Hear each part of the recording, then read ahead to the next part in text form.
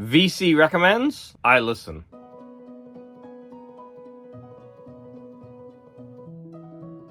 Hi, welcome to Garage Geek. This is another episode of VC Recommends, I Listen. For this video, I'm going to be examining two recommendations that the VC has given me. This album was recommended by This Is Music. However, so many people in the VC have recommended this album that it's not fair to just say that This Is Music recommended this, but I think it finally took This Is Music saying it for me to be like, you need to listen to this album. Okay, I remember Cine Arcadia Productions basing his contest. He used his face as the album cover, and Rachel's Ghost showed this album in response, I think, to his contest. And so this album is Candlemass, and the album title is Epicus Doomus Metallicus, I think, and it's from 1986. Let's go ahead and listen to what This Is Music has to say.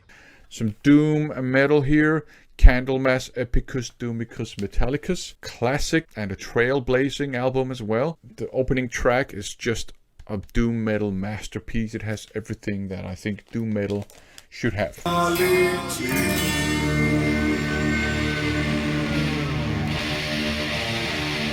Okay, so I spent a little bit of time with this album, not as much as I should have, but I'm going to say that this album really grew on me. This album is excellent. It's from 1986, and I honestly don't know why I don't know this album. I mean, where was I when this came out? I mean, I was listening to Metallica at that time a lot, so why do I not know about this album? This album is so good.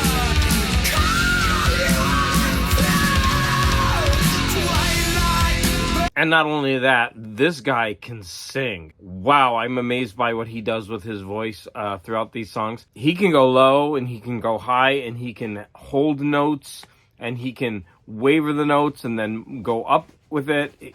He's a really good singer. See if he has won. I don't even know his name. I didn't research this album. I'm just giving you my impressions of it. I would like to say that I'd love to take this guy to the beach and just spend some day in the sun, because he needs a little bit of light in his life, because he's just talking about suicide, and I know that's what this doom metal is all about, but I just really want him to enjoy what he's doing, because he's making this amazing music, and I just want him to enjoy what he's giving us. And I wouldn't mind him just injecting a little bit of light into the subject matter that he's singing about. I mean, then it probably wouldn't be doom metal. I hope this guy was happy in life, because he gave us a great piece of art.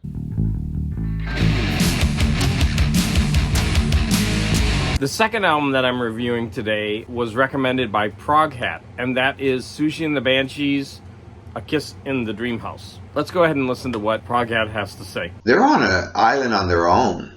That's the way I look at it. They have made some really good music. Now I want some more of their music, and hopefully I'll find some out there in the wild. My favorite is Das Cascade, Green Fingers, and the song Slow Drive. Yeah, this was a really, really good record. I just dove in it, saw it for a good price, picked it up. It's used. Really good record. I give that 5 being the highest, 5 stars.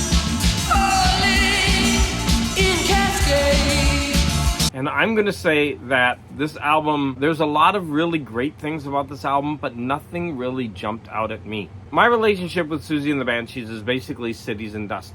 I think that song is one of the greatest 80s songs ever. Whenever I hear it, I rock out. I love hearing it in a dance club. It really gets me moving. However, for some strange reason, I've never really listened to any of their albums. So I thought this was a perfect opportunity for me to dive into their catalog a little bit deeper, especially when a few of their albums are always given 5 stars and come highly recommended. You screamed into my face, get the hell out of my place. So when I listened to this one, everything was there. All the 80s sound, the beautiful, amazing voice of the lead singer. It seemed like excellent craftsmanship and playing. I can't fault this album for anything, but to me, nothing jumped out. There was no standout track or moment or something about this album that just grabbed me and wanted me to keep listening.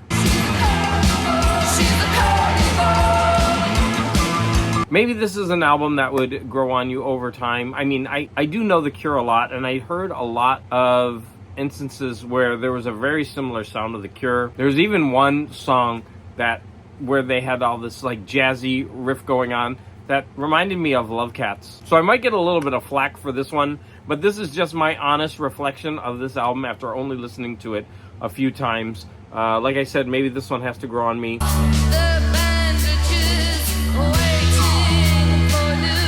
But honestly, I expected a lot more from this album, and maybe that was my fault, because sometimes when you go into something with high expectations, those aren't always met, and that's not really fair to the album in question. I want to thank everyone out there for the support, and if you have any comments or you disagree with what I said about Susie and the Banshees, please put it in the comments. And again, I want to say thank you for the support.